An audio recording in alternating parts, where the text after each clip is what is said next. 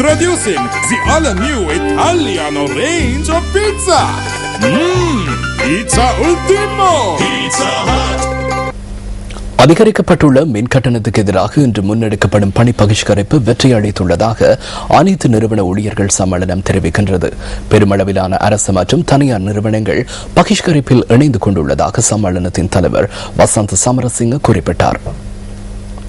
தோட்ட தொழிலாளர்கள் பலரும் தொழிலுக்கு செல்லவில்லை எனவும் பாடசாலைக்கு ஆசிரியர்களும் வைத்தியசாலைகளில் வைத்தியர்கள் பலரும் கடமைக்கு சமூகம் அளிக்கவில்லை எனவும் அவர் கூறினார்.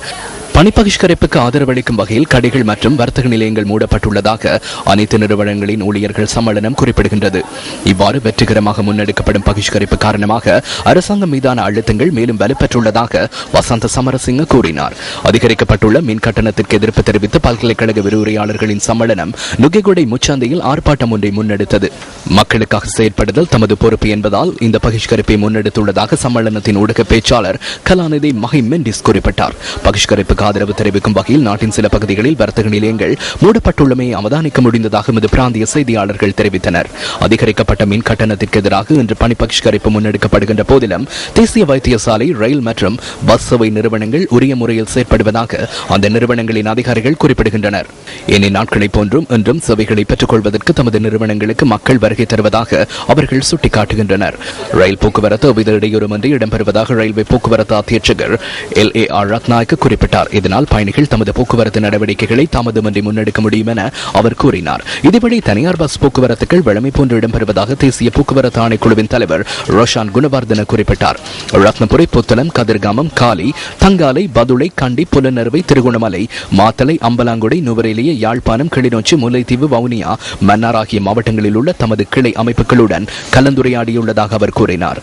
ஆயினும் எந்த ஒரு பஸ்ஸும் பணி பகிஷ்கரிப்பில் இணைந்து கொள்ளவில்லை என ரோஷான் குணவர்தன தெரிவித்தார். பெரும்பாலான அரசு நிறுவனங்களில் இன்று வழமை போன்று சேவைகள் இடம்பெறுவதாக பொது நிர்வாக அமைச்சின் செயலாளர் பிபி அபேகோன் குறிப்பிட்டார். பணி பகிஷ்கரிப்பு இடம்பெறுவதற்காக அறிகுறிகள் நிறுவனங்களில் தென்படவில்லை என அவர் கூறினார். பணி பகிஷ்கரிப்பு காரணமாக நோயாளர்களுக்கான சேவைகளில் எவ்வித பாதிப்பும் ஏற்படவில்லை என தேசிய வைத்தியசாலையின் பணிப்பாளர் டாக்டர் அனில் ஜாசிங்க குறிப்பிட்டார். வைத்தியசாலையின் அனைத்து ஊழியர்களும் சேவைக்கு சமூகம் அளித்துள்ளதாக அவர் தெரிவித்தார். வெளிநோயாளர் பிரிவு, சத்திர சிகிச்சைகள், விடுதிகள் என அனைத்தின் பணிகளும் உரிய முறையில் இடம்பெறுவதாக தேசிய வைத்தியசாலையின் பணிப்பாளர் மேலும் கூறினார். சம்பூர் மின் உற்பத்தி நிலையம் தொடர்பில் இந்தியாவின் தேசிய அனல் மின் சக்தி கூட்டுத்தாபனம் மற்றும் இலங்கை மின்சார சபைக்கு இடையில் நிலவிய அனைத்து பிரச்சனைகளும் தீர்க்கப்பட்டுள்ளதாக கூட்டுத்தாபனத்தின் சிரேஷ்ட அதிகாரி ஒருவர் தி ஹிந்துக்கு தெரிவித்துள்ளார். திருகோணமலை சம்பூரில் நிர்மாணிக்க திட்டமிடப்பட்டுள்ள அனல் மின் உற்பத்தி நிலையத்திற்கான தொழில்நுட்ப மற்றும் வளங்களை வழங்குவதற்கு இந்தியா தீர்மானித்துள்ளது.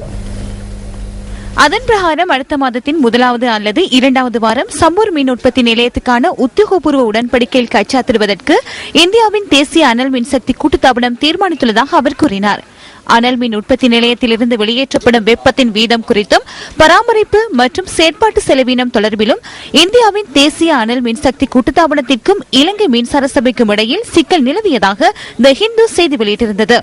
இரு நாடுகளுக்கும் இடையிலான மின்சக்தி உடன்படிக்கைக்கு அமைய வெப்ப வீதம் தொடர்பிலும் பராமரிப்பு மற்றும் செயற்பாட்டு கட்டணம் குறித்தும் தீர்மானிக்கப்படும் என இது தொடர்பில் இலங்கையின் மின்சக்தி அமைச்சின் செயலாளர் MMC பெர்னாண்டோவுக்கு இந்தியாவின் தேசிய அனல் மின்சக்தி கூட்டுத்தாபனத்தின் தலைவர் அருப் ரோய் சௌத்ரி அனுப்பியுள்ள கடிதத்தில் குறிப்பிடப்பட்டுள்ளது.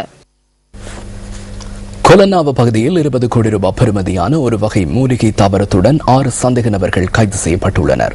இவர்களிடமிருந்து 15,000 கிலோகிராம் மூலிகை தாவரம் கைப்பற்றப்பட்டுள்ளது. கைதான சந்தேக நபர்களில் 2 இந்தியர்கள் என போலீசார் தெரிவித்துள்ளனர்.